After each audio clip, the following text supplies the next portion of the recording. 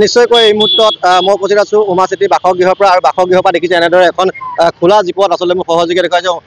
Indian women cricketer Uma চেত্ৰীক আচলতে বোকাখাটত যি ৰাজহুৱাভাৱে তেওঁক আচলতে সম্বৰ্ধনা জ্ঞাপন কৰিব আৰু সেই সম্বৰ্ধনা জ্ঞাপন কৰিবৰ বাবে তেওঁক এখন খোলা জীপত এনেদৰে তেওঁক লৈ অহা হৈছে আৰু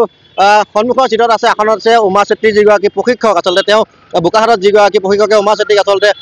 ক্ৰিকেটৰ যি আদিপাঠ শিকাইছিলে সেই প্ৰশিক্ষকগৰাকী আগফালে আছে আৰু উমা চেত্ৰী এনেদৰে তেওঁ ইণ্ডিয়াৰ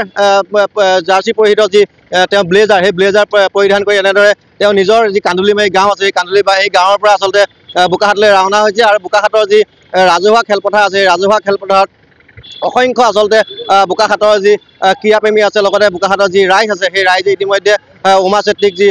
সম্বৰ্ধনা জনাব এই সম্বৰ্ধনা জনোৱাৰ বাবে উমা চেত্ৰী এনেদৰে এখন খোলা জীপত ওলাই আহিছে আৰু নিউজ 18 অসম নৰ্থ ইষ্টৰ দৰ্শকক দেখুৱাই আছোঁ গাঁৱৰ আচলতে বিভিন্নজন লোক আচলতে এনেদৰে শাৰী পাতি উমা চেত্ৰীক আগুৱাই আহিছে আৰু ইতিমধ্যে আমিও উমা চেত্ৰীৰ যি পৰিৱেশ এই পৰিৱেশ আমি দেখুৱাই আছোঁ নিউজ 18 অসম নৰ্থ ইষ্টৰ দৰ্শকক।